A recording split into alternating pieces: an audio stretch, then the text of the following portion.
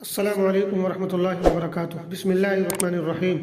امام بخاری research academy علی گڑھ سے شائع ہونے والے ہفت روزہ الجمعہ میگزین 24 جنوری 2025 مطابق 23 رجب 1446 ہجری کے مضامین کی آڈیو ریکارڈنگ پیش خدمت ہے۔ پہلا مضمون ہے یوم جمہوریہ۔ یوم جمہوریہ مختصر تاریخ اور پیغام، مولانا خالد ضیاء صدیقی ندوی۔ آزادی سے پہلے بھارت میں انگریزوں کا بنایا ہوا قانون چلتا تھا۔ جب 1947 میں ملک آزاد ہوا تو آزادی کے متوالوں نے یہ ضروری سمجھا کہ یہ آزادی اس وقت تک ادھوری ہے جب تک بھارت کا قانون خود بھارتیوں کو تیار کیا ہوا نہ ہو۔ چنانچہ قانون کے ماہرین نے بھارت کا دستور کانسٹیٹیوشن تیار کیا، جسے دستور ساز اسمبلی نے 26 نومبر 1949 کو منظور کر لیا اور 26 جنوری 1950 سے اس پر عمل شروع ہو گیا۔ اس طرح بھارت ایک خود مختار جمہوری ملک بن گیا۔ اسی دن کی یاد میں 26 جنوری کو ہر سال یوم جمہوریہ کا جشن پورے ملک میں دھوم دھام سے منایا جاتا ہے۔ آئین بنانے والوں کی انتھک محنتوں، بے پناہ کوششوں اور لاکھوں شہیدوں کی قربانیوں کے نتیجے میں ہمیں یہ ایک شاندار جمہوری نظام ملا، جس میں ہر ایک کو اپنے طور طریق، رسم و رواج اور مذہب پر چلنے کی پوری آزادی ملی، جس کے مطابق کسی بھی شخص کے ساتھ اس کے مذہب، ذات، کلچر اور رنگ و نسل کی وجہ سے بھید بھاؤ نہیں کیا جائے گا۔ اسی طرح ہر ایک کو اپنی رائے آزادی کے ساتھ پیش کرنے کا حق حاصل ہے اور سب کو برابری کا درجہ دیا گیا ہے۔ آج کے دن کو یوم عہد کے طور پر منایا جاتا ہے کہ ہم کسی بھی حالت میں اپنے اس عظیم ملک کے اس شاندار آئین پر آنچ نہیں آنے دیں گے، انسانی حقوق کی حفاظت کریں گے، حب الوطنی کو عام کریں گے اور آپسی اتحاد و اتفاق کا شاندار نمونہ بنیں گے۔ آج کے دن اس بات کا بھی عہد لیا جاتا ہے کہ کبھی بھی اپنے اس ملک کو توڑ دینے والی سوچ کو کامیاب نہیں ہونے دیں گے، تاکہ ہمارا یہ ملک کثرت میں وحدت کی مثال بن سکے اور ہمارے اس پیارے سے ملک میں جمہوریت اور جمہوری قدریں مضبوط سے مضبوط تر ہو سکیں۔ اس دن کو مناتے وقت ہم تمام ہندوستانیوں کو یہ عزم کرنا چاہیے کہ ہم اپنے آئین کی حفاظت کریں گے اور دیش واسیوں میں انسانی، اخلاقی اور تعلیمی شعور پیدا کریں گے اور اپنے ملک کو مایوسیوں، نفرتوں اور منفی سوچوں سے باہر نکالنے کی پوری کوشش کریں گے۔ خدا پاک ہمارے اس عظیم ملک کو دشمنوں کے شر و فساد سے محفوظ رکھے اور اسے امن و شانتی کا گہوارہ بنائے۔ دوسرا مضمون ہے آئین کی تیاری میں مسلمانوں کا حصہ، مولانا فرید حبیب ندوی۔ ہندوستان کے مسلمانوں نے ملک کی تعمیر میں ہر طرح سے بڑھ چڑھ کر حصہ لیا ہے۔ جب وہ یہاں کے حکمراں تھے اس وقت بھی انہوں نے اپنے خون پسینے سے اس ملک کی قسمت کو سنوارا اور اسے سونے کی چڑیا بنا دیا۔ وہ ان دوسرے فاتحین کی طرح نہیں تھے جنہوں نے ملک پر حملہ کیا اور یہاں کی دولت لوٹ کر لے گئے، بلکہ مسلمانوں نے ہمیشہ اس ملک کو اپنا سمجھا اور ہر طرح سے اس کی تعمیر و ترقی میں حصہ لیا۔ پھر جب اس ملک پر انگریزوں کا قبضہ ہوا تو بھی انہوں نے اس کی آزادی کے لیے ہر طرح کی قربانی پیش کی۔ کہنے والوں نے سچ کہا ہے کہ دوسرے لوگوں نے اس ملک کی آزادی کے لیے اتنا پسینہ نہ بہایا ہوگا جتنا مسلمانوں نے خون بہایا۔ لاکھوں مسلمانوں نے اپنی جانوں کا نذرانہ پیش کیا۔ دوسرے برادران وطن بھی تحریک آزادی میں شریک تھے، مگر مسلمان ہر معاملے میں سب سے آگے تھے۔ یہی وجہ ہے کہ انگریزوں نے سب سے زیادہ انتقام بھی مسلمانوں سے لیا۔ اس کے بعد جب ملک آزاد ہوا تو آئین کی تیاری میں بھی مسلمانوں نے بڑھ چڑھ کر حصہ لیا۔ چنانچہ آئین بنانے کے لیے جو مجلس بنائی گئی اس میں کئی درجن مسلمان شامل تھے۔ افسوس کہ آج جس طرح مسلم مجاہدین آزادی کے ناموں کو دبایا جا رہا ہے، ویسے ہی آئین ساز اسمبلی میں شامل مسلم ممبران کا بھی کہیں ذکر نہیں ہوتا ہے۔ مجاہدین آزادی میں تو دو چار نام لے لیے جاتے ہیں، مگر دستور ساز اسمبلی میں ایک مولانا آزاد کے سوا کسی کا نام نہیں لیا جاتا۔ ضروری ہے کہ ہم ان مسلمانوں کے ناموں سے واقف ہوں جنہوں نے دستور کی تیاری میں حصہ لیا۔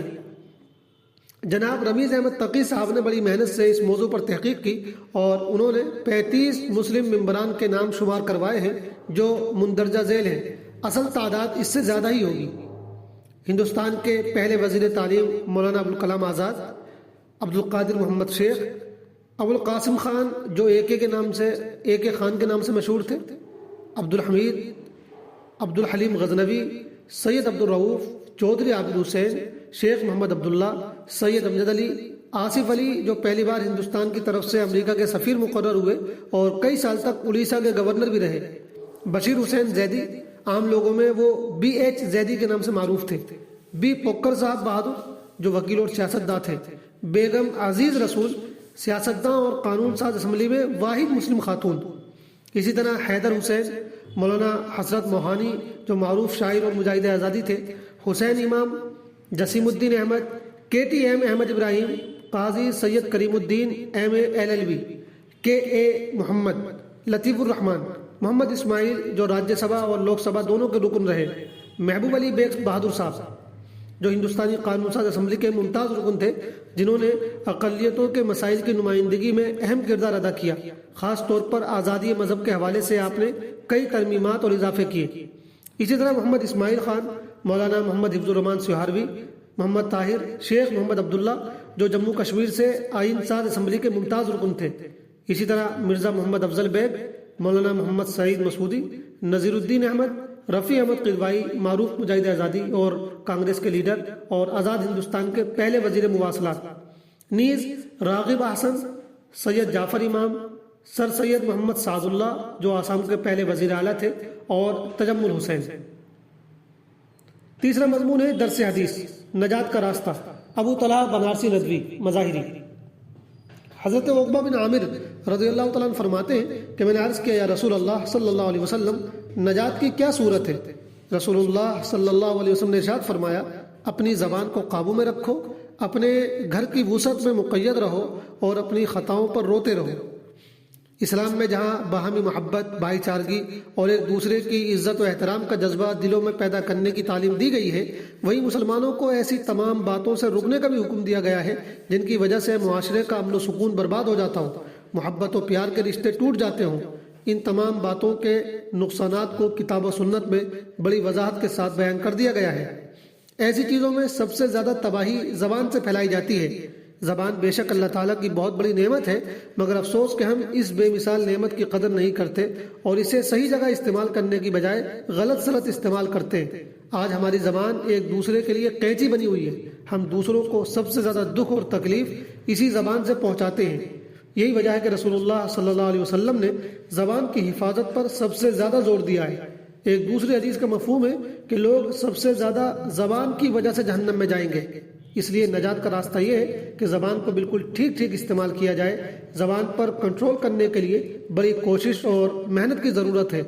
اصل حقیقت یہ ہے کہ آدمی زبان کی حفاظت اسی وقت کر سکے گا جب خاموشی اختیار کرے اور صرف کام کی باتیں کرے۔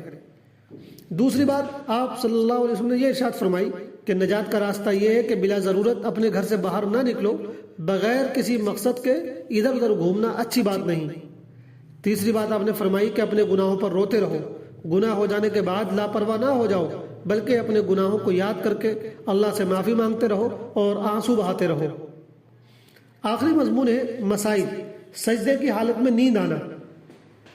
اگر کسی شخص کو سنت کے مطابق سجدے کی حالت میں نیند آ جائے، سنت سے مراد یہ ہے کہ اس کا پیٹ ران سے الگ ہو اور بازو زمین پر ٹکے ہوئے نہ ہو، تو ایسی حالت میں نیند آنے سے اس کا وضو نہیں ٹوٹے گا۔ اسی طرح نماز کے دوران قیام و قعود کی حالت میں سونے سے بھی وضو نہیں ٹوٹتا ہے۔ البتہ اگر سجدے کی حالت میں رانوں کو پیٹ سے ملا کر اور زمین پر بازو ٹیک کر سجدہ کیا ہو، جو مرد کے لیے سنت کے خلاف ہے، تو اس حالت میں سونے سے وضو ٹوٹ جائے گا۔ کتاب المسائل جلد نمبر 1 صفحہ نمبر 166۔ والسلام علیکم ورحمۃ اللہ وبرکاتہ۔